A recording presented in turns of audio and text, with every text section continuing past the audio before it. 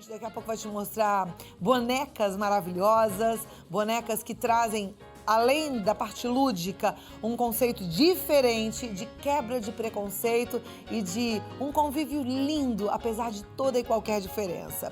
Preconceito racial é o que mais se abrange em todo mundo, porque as pessoas julgam as demais por causa da sua cor, da raça, do estado físico. E estudos realizados pelo IBGE mostram que no Brasil, os brancos recebem salários superiores, cerca de 50%, aos recebidos pelos negros no desempenho das mesmas funções. Isso é tão sério, isso é tão triste. E olha, tem mais.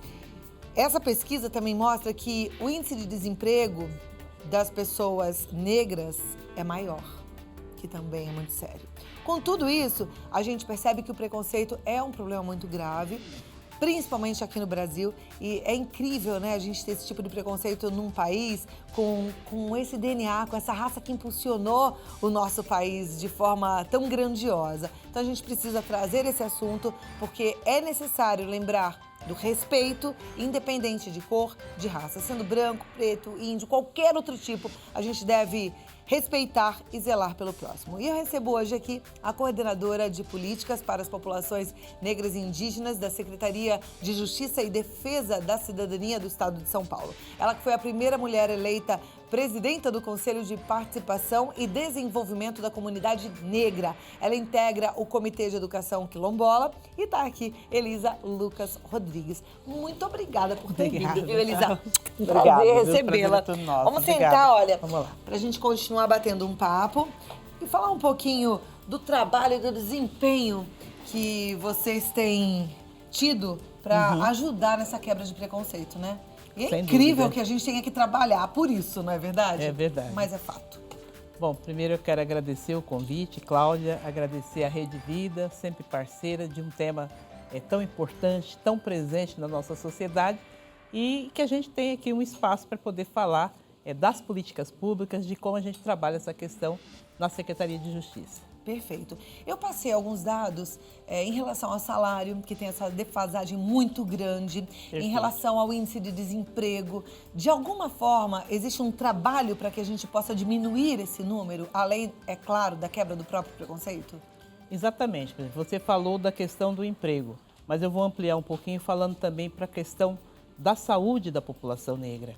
Em 2004, quando nós fizemos no Estado de São Paulo o primeiro seminário sobre saúde da população negra, nós dissemos da importância, da questão da mortalidade materna, que nas mulheres negras é em percentual 6 vezes maior do que o da mulher branca. Na época as pessoas, poxa, fala um negócio desse. Bom, em seguida veio o ministro da época, o ministro da Saúde, e falou essa questão.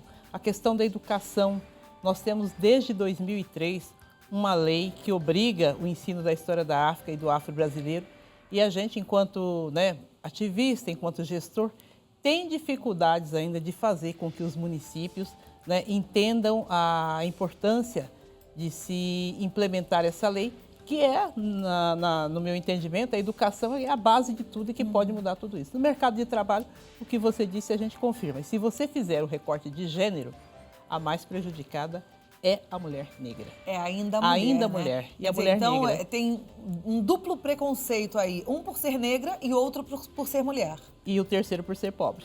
Também, são consequências, Então, aí você perguntou que trabalho nós fazemos. O nosso trabalho normalmente é de articulação. No caso do Estado de São Paulo, em 2009 foi criada essa coordenação a qual eu estou à frente, e fui a convite da doutora Heloísa, que é uma parceira ímpar, uma incentivadora, uma pessoa que respeita os direitos humanos, que é o nosso trabalho.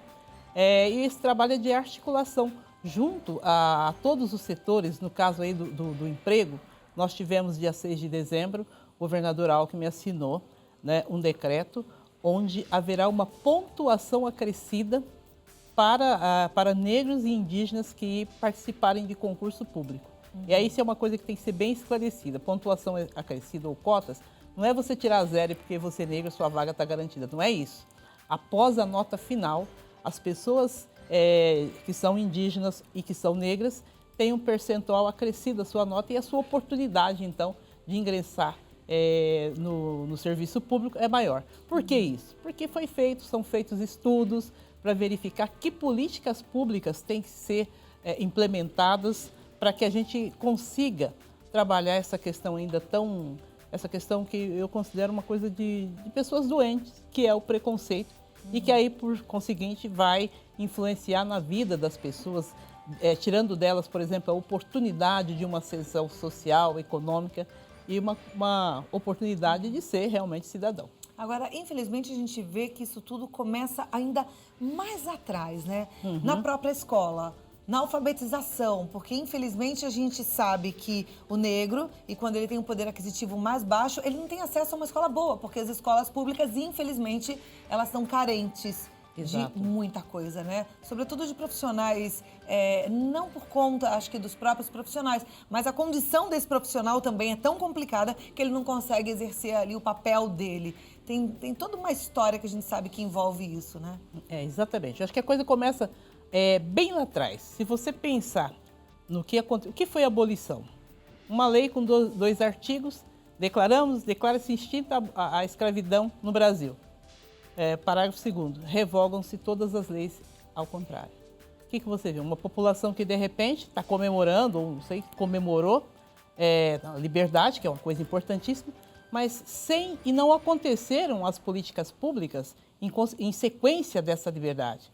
Quer dizer, você está livre, sem educação, né, sem escola para os seus filhos, os negros eram proibidos de serem alfabetizados na época, você está livre sem moradia, sem emprego. Então, essas consequências perduram até hoje.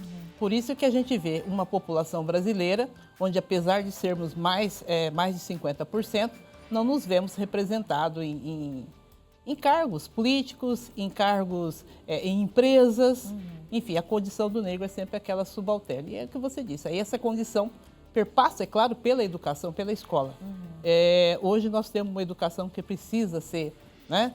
Precisa ser revista, é a base de tudo, é o que pode mudar essa situação ainda tão difícil para a população negra no Brasil. Não, e é impressionante, né? Porque é uma população, como a gente acabou de ouvir, de mais de 50%. Então, Exato. É uma maioria. É uma e é uma maioria. maioria que precisa ser cuidada. Exato. Com todo o respeito. A gente está num país onde a maioria é negra. Então a gente precisa ter um cuidado muito especial. Mas para isso existem as políticas afirmativas, como a gente está dizendo, né? Que por exemplo, o estado de São Paulo, em 1984, criou o primeiro órgão governamental para tratar da questão racial, que foi o Conselho da Comunidade Negra, que eu tive a oportunidade de dirigir por 2 gestões. Quer dizer, foram 96 anos passados até que se criasse um órgão. A partir daí, então, foram criadas as coordenadorias, a própria Secretaria de Promoção de Igualdade Racial, né, do governo federal, enfim, e outras instituições. A nossa coordenadoria, que foi criada atendendo uma demanda da população negra, né, dos militantes negros na Conferência de Igualdade Racial de 2009. Então, são necessários que se criem esses órgãos que vão mostrar para a sociedade como é que está a situação dessa população negra, quantas políticas precisam ser implementadas e que se tenha um olhar, né, para que essa população seja de fato incluída. O Brasil é um país lindo, que recebe árabes, japoneses, portugueses, italianos, franceses, espanhóis, né? Essa diversidade é a coisa mais linda, mas essa diversidade só não é completa à medida em que uma população que veio para cá, não convidada, não para fazer turismo, que veio para cá como escrava e que ficou aí quase 400 anos, né, nessa escravidão, ela não tem ainda políticas que possam... Aliás, ela tem políticas, mas essas políticas precisam ser realmente implementadas para que ela faça parte desse país, como a gente já disse, como cidadã. Elisa, uma pergunta até subjetiva. Você acredita que isso vai ser possível? Que a gente ainda vai ver esse país diferente? Olha, Cláudia, eu não achei que fosse viver para ver algumas políticas públicas implementadas, como, por exemplo, as cotas no Brasil, a pontuação nossa acrescida no estado de São Paulo, tanto nas FATECs, nas universidades, como nos concursos públicos, né? Então, se a gente não acreditasse, a gente não poderia estar ocupando o lugar de gestora pública que eu ocupo atualmente, né? Trabalhando essas políticas. Eu posso dizer que, ao longo da minha vida, eu vi isso tudo mudar muito. A vida da minha mãe, a vida da minha avó foi muito diferente da minha, né? A vida da minha família e de outras pessoas que viveram, né, que estão passando, né, por essa questão ainda. Hoje, eu acho que um dos grandes avanços é colocar o tema em pauta. Está na pauta dos políticos. A imprensa é o nosso grande colaborador, ela tem feito um papel primordial a hora que ela denuncia essas questões de discriminação, né? Os governos com as suas políticas de implementação, por exemplo, nós temos ainda os quilombolas, os quilombos, né? Que são pessoas remanescentes que ficaram ainda nessas terras e que, por exemplo, o governo do Estado de São Paulo tem um programa lindíssimo de apoio aos quilombolas, que é o PEPAS, que é o Programa da Agricultura, de Incentivo à Agricultura Familiar, comprando a produção, por exemplo, né, dessas famílias. Então, tudo isso faz com que a gente acredite. Agora, tem uma coisa que é fundamental: a conscientização da própria população negra sobre a sua história. Isso precisa ser contado, né? E precisa também que esse Brasil, apesar de ser um país da diversidade, essa população precisa ser incluída e ela precisa saber quais são as políticas que ela pode utilizar.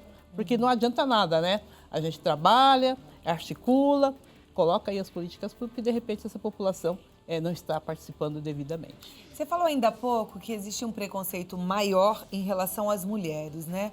E a gente sabe que isso é fato, mas os homens também sofrem preconceito. A gente tem uma sonora, a nossa equipe foi entrevistar um rapaz, até para que as pessoas que estão lá do outro lado, em casa, possam se colocar no lugar de um negro, para sentir um pouquinho na pele o que é viver com preconceito e o que é viver com todas as dificuldades. A gente vai ver um depoimento, poderíamos ter aqui milhares de depoimentos, mas é só para tocar um pouquinho no nosso coração e a gente continua conversando. Pode rodar. Ok. O fato acontecido foi, eu tinha 14, 15 anos, jogava basquete no Círculo Militar de São Paulo e estudava no Marco Polo. Era uma terça-feira, a gente estava indo pegar o ônibus para ir para casa, porque aquela tarde a gente não tinha treino, era eu e mais 2 amigos que jogavam comigo ou jogavam no clube, mas a gente sempre andava juntos e morava perto. A gente estava indo pegar o ônibus e atravessando a ponte da Tutóia por cima da 23 de maio e vimos o ônibus passando. Decidimos correr para não esperar o próximo, que demorava muito. No que a gente estava correndo, fomos parados pela polícia, princípio porque a gente estava correndo atrás do ônibus, eu acredito eu, mas tinha acontecido um acidente no canteiro central da 23, atacaram pedra no trabalhador. Eles viram 3 jovens negros correndo e decidiram parar. E aquela tarde a gente passou a tarde toda na delegacia ali da Tutóia mesmo, nossos pais foram à delegacia e no final nada aconteceu. Quando o ferido voltou do hospital para fazer o reconhecimento, ele não reconheceu a gente perdeu um dia na delegacia por achismo da polícia. Acredito eu que se fossem 3 jovens brancos não teriam sido parados. Esse dia eu me senti muito impotente e assim, é difícil, porque quando você é jovem, você é meio indecidido essas coisas na sua cabeça, você não tem certeza se tem muito preconceito, se não tem, você vive com uns amigos que não tem preconceito, mas uma sociedade que tem. Então é uma confusão e aquele dia foi bem confuso para mim, porque a gente não tinha feito absolutamente nada, estava estudando e passamos uma tarde na delegacia sem ter feito nada. E, se eu não tivesse meu pai ali para ir na delegacia e ver, podia ser muito pior. Eu senti uma impotência de qualquer coisa podia acontecer comigo naquela tarde. Do meu ponto de vista, o racismo é como o machismo, está implícito. Muitas vezes as pessoas não sabem, não percebem comentários, em alguma coisa assim que é impulsivo. Em loja você vai, a pessoa fala assim, o preço é tanto. Você fala, não perguntei o preço, estou verificando, estou vendo se eu quero comprar, se me agrada. Ou às vezes... Vai pequenas situações, a clássica, atravessando o farol e o vidro sobe, assim, de todos os carros. Assim, você está atravessando para pegar um ônibus. Eu vejo essas pequenas atitudes, assim, como ignorância do povo. Aconteceu comigo já uma vez, acontece com amigos frequentemente, quando começo a namorar uma garota branca e o namoro é tranquilo, os dois se gostam bastante e se frequentam bastante, mas a questão é quando um tem que introduzir o outro à família. Há um preconceito dos 2 lados da família. Muitas vezes não sabe como reagir. Muitas vezes, porque tem sim aquele preconceito que você acha que negro é favelado, ou não sabe o que faz e não sabe como reagir. Quem é essa pessoa que está entrando dentro da minha casa?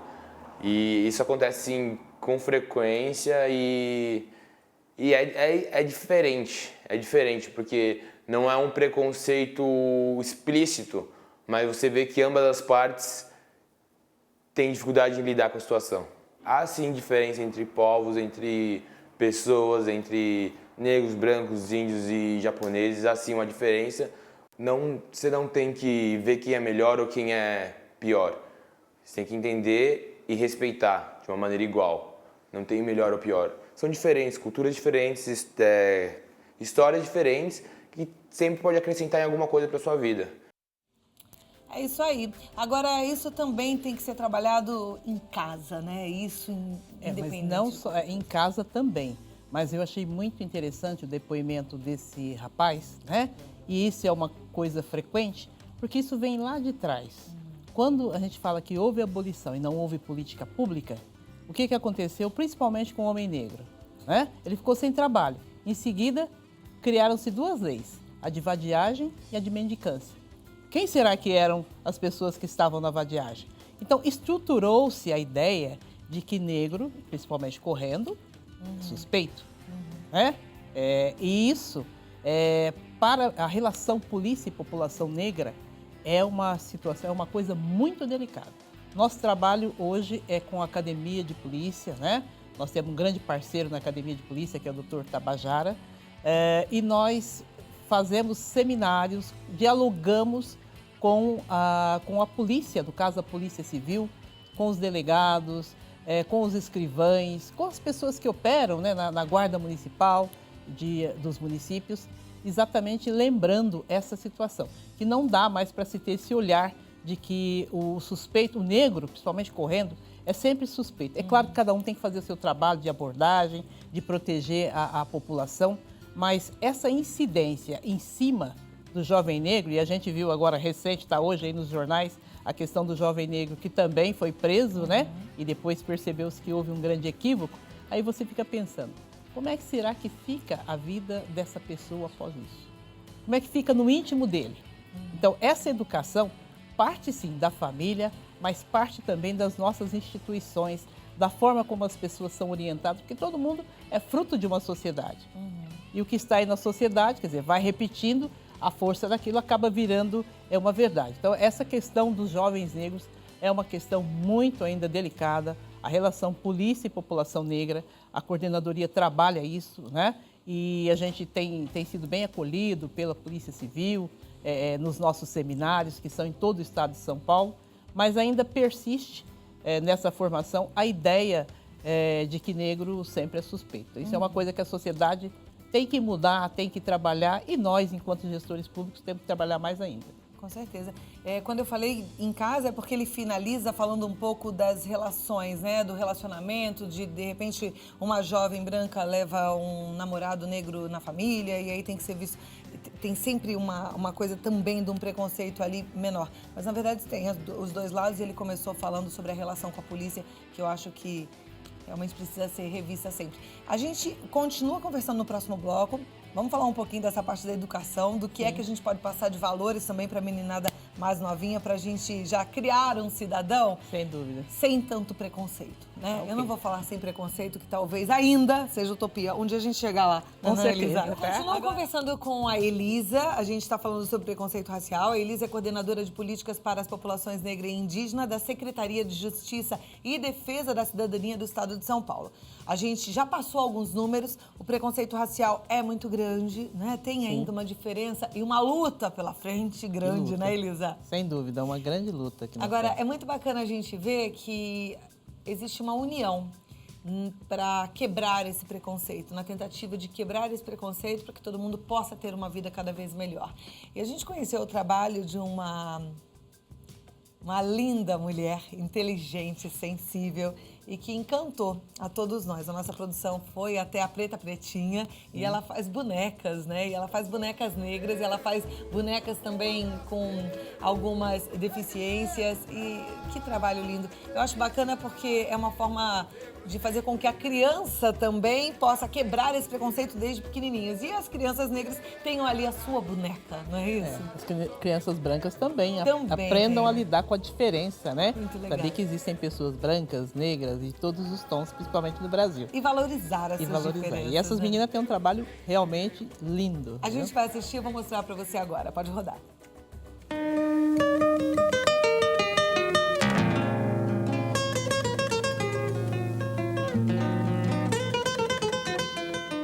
daí eu vi que não era só criança que gostava de bonecos.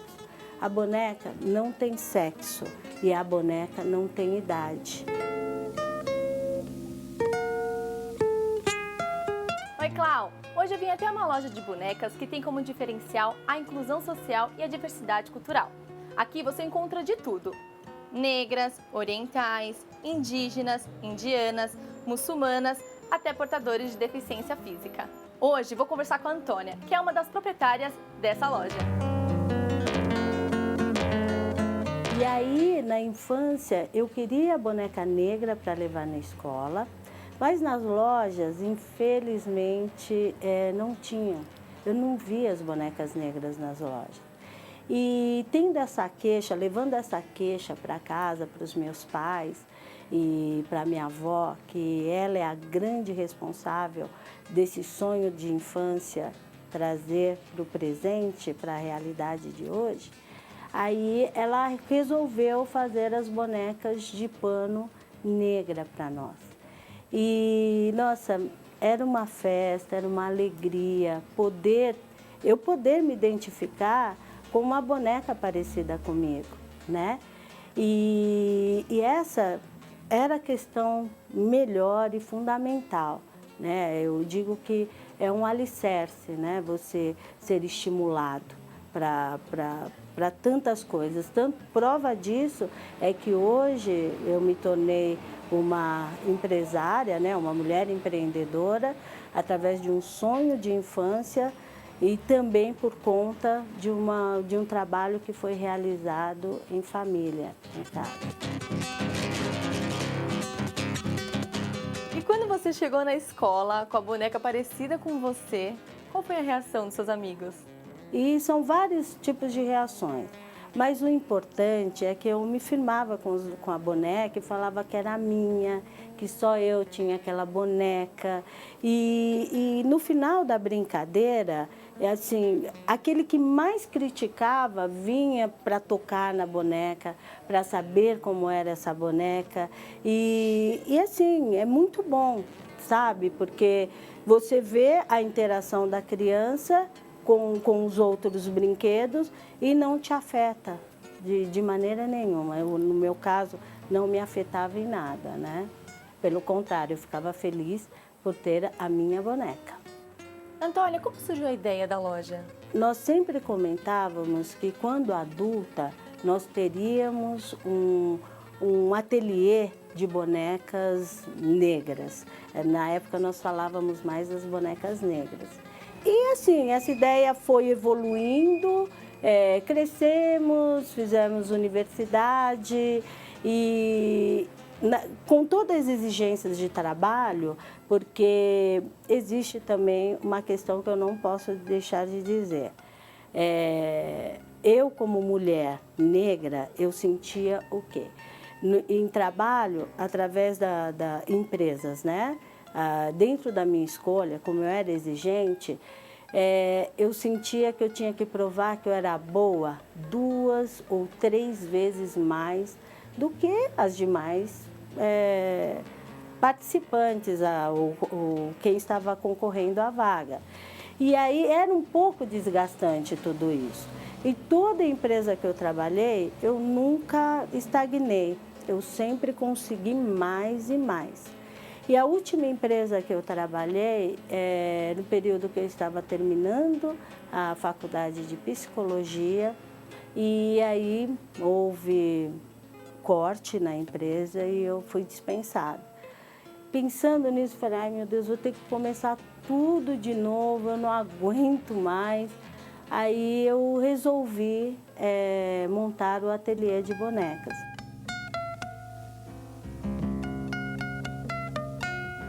E quando surgiu a ideia de fazer os bonecos da inclusão social? O início eram bonecas negras, orientais, e eu tinha algumas bonecas brancas também.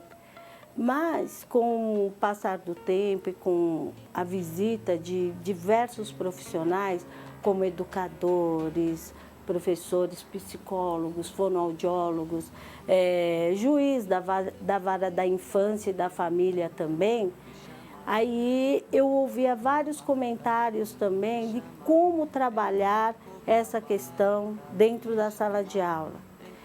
E essa questão dos bonecos da inclusão, né? Aí eu ouvia vários comentários que, de uma certa forma, feriam, né? Eu não achava bacana, assim, não achava bom o comentário. E por quê? Porque tudo que sai da zona de conforto, ou seja, o que é novo, para qualquer pessoa trabalhar, as pessoas se perdem muito. Percebi que eu tinha que fazer também os bonecos da inclusão, ou seja, os bonecos com deficiência. Tenho cadeirante, muletante, síndrome de Down, deficiente visual com cão-guia. Tenho também os bonecos com nanismo, boneca albina, com câncer, né? E, enfim, a linha amputada. E quando as pessoas entram na loja, quais são as reações delas? Das crianças, dos adultos? Vários tipos de reações, como eu mesmo falei. Tem crianças que na escola eles já trabalham a questão da inclusão e os pais às vezes vêm, visitam, aí traz os filhos para escolher um boneco. Aí fala, olha essa boneca oriental, que linda, vamos levar, filhinho? Não, a criança vai nos bonecos da inclusão e escolhe, opta por um desses bonecos. E é interessante porque você percebe a reação até dos pais, mas é esse boneco que você quer levar? E a criança acaba ensinando o adulto e falando da importância da inclusão, porque tem um amigo na sala de aula e é bom, e acaba batizando o boneco, dá um nomezinho para o boneco também. Então, é isso que acontece. As crianças, eu acho que é muito mais fácil trabalhar com as crianças, para as crianças passarem esse conceito maravilhoso para os adultos, porque os adultos é que vêm muito assim enraizado de preconceitos. Preta, preta, pretinha. Preta, preta, pretinha. Preta, preta, pretinha. Que lindo, né? Maravilhoso Um o beijo trabalho pras meninas, a Preta Pretinha. Lindo. Olha, Simone Caeiro tá pedindo para você, Elisa, falar sobre a lei contra o racismo. Bom, no estado de São Paulo, nós temos a Lei 14.187, ela é de 2010, que pune administrativamente os crimes de discriminação e racismo. É o único estado brasileiro que tem essa lei, e essa lei é uma oportunidade para todas as pessoas, né, se informarem a respeito da discriminação e saber de que forma podem agir e que podem, inclusive, nos procurar na Coordenadoria de Políticas da População Negra e Indígena, para que a gente oriente quais são os passos que a pessoa que sofre discriminação, como é que ela vai se defender, como é que ela vai abordar essa questão, como é que ela vai denunciar. Então, essa lei é extremamente importante e é oportuno estar divulgando que nós estamos lá para acolher essas denúncias de discriminação. Eu posso passar um telefone? Por favor, passa o telefone e Então, o site, né? É o 011 3105 9199. O site é o www.ouvidoria.sp.gov.br. E pode procurar também o PROCON, as salas da OAB, que são nossos parceiros. Perfeito. Tem uma pergunta do Gabriel Guilherme, ele gostaria de saber um pouco sobre a população indígena no Brasil. Tem um trabalho sendo desenvolvido também. A nossa para essa coordenadoria é para a população negra e indígena. A população indígena, na verdade, estava sendo praticamente extinta no Brasil e a gente percebe que ela volta a crescer. No estado de São Paulo, nós temos um grande número de aldeias, né? E o nosso trabalho volta-se principalmente para as questões como educação. Hoje tem um comitê gestor de educação indígena dentro da Secretaria de Estado de Educação. Há 30 professores indígenas são contratados para atuar com essa população, né? Há um trabalho também que está sendo feito em relação a aldeia Jaraguá, aqui em São Paulo, que tem problemas, né, como a questão dos cachorros, que são muitos, que as pessoas largam lá. O índio tem uma relação muito bonita com a natureza, né, e com os animais. Enfim, a questão indígena também está entre as nossas demandas e tem sido feito dentro da nossa equipe, tem uma técnica que atua especialmente com a população indígena. Legal. Dentro do estado de São Paulo. Obrigada, Gabriel Guilherme, pela sua pergunta. E olha, você que ainda não enviou, pode enviar. No 0 Operadora 11 2202 8432. Eu continuo no próximo bloco aqui conversando com a Elisa e aí ela vai ter a oportunidade de responder as suas dúvidas também. Se você quer participar, pode correr ou pelo e-mail vidamelhor@redevida.com.br ou pelo nosso telefone 011 2202 8432. Me dá 2 minutinhos. A gente volta para conversar mais, tá bom, Elisa? Obrigada. E hoje a gente está falando sobre um assunto muito importante e é impressionante como muitas vezes a gente não para pensar no quanto de preconceito existe no nosso país. Que tem uma população negra, por exemplo, grande, mais de 50%, e que ainda sofre um preconceito racial gigante, e ainda sofre por condições muito distintas das pessoas brancas. A gente já falou no primeiro bloco que existe uma diferença salarial, uma diferença na oportunidade de empregos. A gente já falou um pouquinho da educação, mas eu continuo aqui conversando com a Elisa e a gente vai falar um pouco mais sobre essa parte da educação, mas também sobre o trabalho que tem sido feito para quebrar tudo isso e oferecer mais qualidade de vida para a população de forma geral, mas sobretudo a população negra. Não é isso, Elisa? Perfeito, sem dúvida. Nós entendemos, minha formação é de professora de língua portuguesa, mas fui bancária a vida inteira pela nossa Caixa, né, onde me aposentei. E a educação, quando a gente fala de educação, a gente volta para entender lá a escola, né, no período infantil que nós frequentamos. E o que é ser negro para as pessoas? Será que ser negro é ser bom de bola, bom de samba, gostar bastante de carnaval, que todos estamos no período e gostamos bastante? Ou será que é muito além disso? Será que é usar batas coloridas, trancinhas? O que é ser negro no Brasil? E o que é, na visão de uma pessoa não negra, a situação do negro em nosso país? Então, se a gente fala de educação, eu posso, né, eu que estou aí chegando nos 60, a gente, quando se falava de negros dentro da escola pública, a gente se encolhia tudo porque só via a representação da chibata, do sofrimento, da opressão.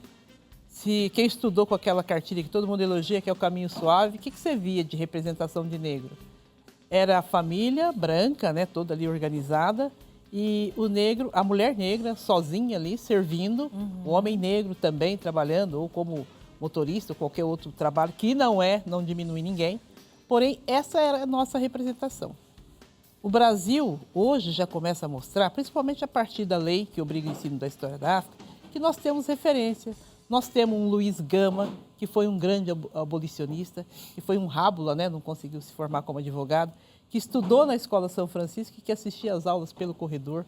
Nós temos a Carolina de Jesus, uma grande escritora, né, mineira, que dia 14 de março, agora se estivesse viva, estaria completando 100 anos de existência. Carolina de Jesus foi descoberta pelo Audálio Dantas, aliás, a gente quer mandar um abraço para o Audálio, que vai fazer conosco uma videoconferência, e ele descobriu Carolina na favela, descobriu os escritos dela, e foi a pessoa que a lançou enquanto escritora.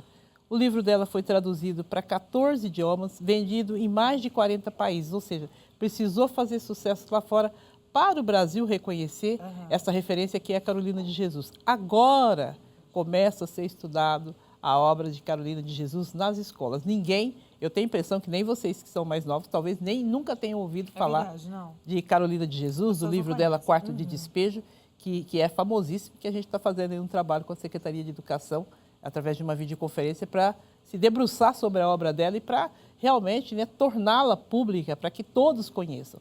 Nunca se fala no Brasil, por exemplo, eu me lembro que em 2007, quando a Secretaria de Cultura colocou em toda São Paulo banners com personalidades negras, o vereador Serra levou um susto a hora que viu a foto de Teodoro Sampaio, um dos fundadores da Politécnica, a escola que ele estudou, e que é negro. Né? Quando se fala de Chiquinha Gonzaga, ela foi retratada como uma mulher branca e, na verdade, é uma uma grande personalidade da nossa história negra, né? Que compôs músicas inúmeras aí, enfim, uma pessoa de muito valor. A história de Chica da Silva, que é vista só como uma mulher sensual e que, na verdade, como a história diz que ela teve de 13 a 15 filhos, eu não vejo, acho difícil ter sensualidade nessa questão, porque ela tinha uma grande família para ela cuidar. Então, é isso que a história precisa, quando se fala da implementação da história do negro, e muitas outras coisas sobre a questão, né, sobre o negro no Brasil, como é que nós viemos, se nós viemos para cá para mineração ou para agricultura, para a época do café, né, que foi importante, a mão de obra escrava e negra. Por que isso? Porque certamente na África tinham técnicas, né, sobre essas questões e que vieram e foram aproveitadas no Brasil. Mas nunca foram valorizados, nunca foi contada a verdadeira história do Brasil de construção dessa bela história que nós temos. Então é isso que nós temos quando se fala da Lei 10.639. Eu tive a oportunidade de participar, de ajudar a implementar projeto piloto dentro da rede estadual de educação, para que essa lei, né, realmente passe a valer nas escolas.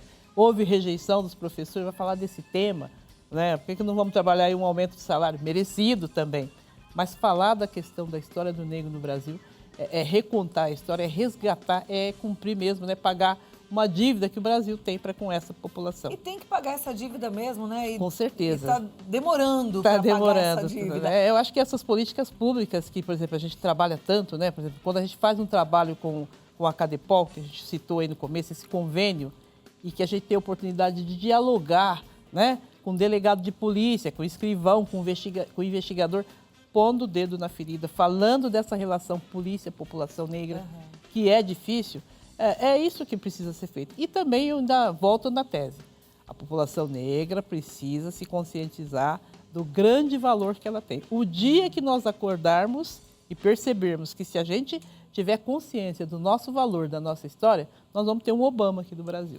É verdade, eu acho que tem, você falou da gente se conscientizar do valor que tem, do negro se conscientizar desse valor, até me lembrei de uma fala do Mandela muito linda, Mandela. E que ele fala do quanto é importante a gente olhar e perceber que a gente é grande, sim, que a gente veio para brilhar e que a gente veio para fazer e para acontecer. E ele estava se referindo a essa população negra. E é assim lá e é assim aqui também, né? Muito bem lembrado, Cláudia, a questão, a figura do Mandela, né? Prêmio Nobel da Paz, uma pessoa que ficou 27 anos numa prisão e saiu para fazer esse trabalho tão lindo, que também ainda não está concluído.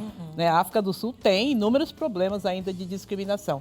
Mas o Mandela, com toda a sua, né, a sua nobreza, a sua altivez, o seu grau de conhecimento, nos mostra que, através da educação, ele tem frases belíssimas, né, que fala da educação, que fala do amor ao próximo, do respeito ao ser humano. Mas eu, preferencialmente, eu tenho uma que eu adoro, que ele diz: perdoe, mas não esqueça. E não é revanchismo, na verdade é consciência, que é aquilo que eu sempre vou estar debatendo. Legal, não esquecer dessa dívida. Da história, né? Mas assim, eu acho que essa dívida precisa ser paga e rápido. Sim. Agora, a gente falou muito das políticas públicas, mas eu acho importante também, e queria, Elisa, que você deixasse um recado mais pessoal e um recado para as mães e para as avós que estão assistindo, porque muita coisa também começa dentro da nossa casa.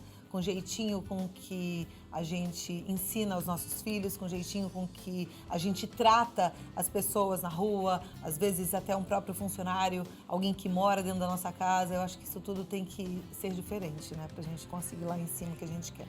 Na verdade, eu vou tentar parafrasear o Mandela mesmo. Ele disse que ninguém nasce odiando ao outro pela cor da pele. Se aprendeu a odiar, não gostar, a pessoa também pode aprender a amar.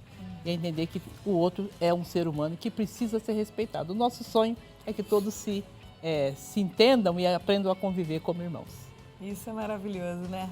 Eu acho e que sim, bom tá? que é assim. Obrigada. E que bom que a gente tem irmãos que fizeram diferença no nosso país e que ajudaram a construir esse país que é maravilhoso. Sim, apesar das dificuldades que a gente sabe que tem, mas foi com essa força com toda aí. Com certeza, Cláudia. Tá bom? A quem a gente deve bastante sempre. Tá. Olha, você não deve, eu vou falar bem em português, claro, levar desaforo para casa. Existe a ouvidoria, que está lá te esperando. Existe lei para te proteger e você entra no site www.ouvidoria.sp.gov.br. Tá certo, Elisa? Certíssimo. Até muito a próxima obrigada, oportunidade. Cláudia. Muito obrigada. bom viu? recebê-la, viu? Obrigada. Muito obrigada. Viu?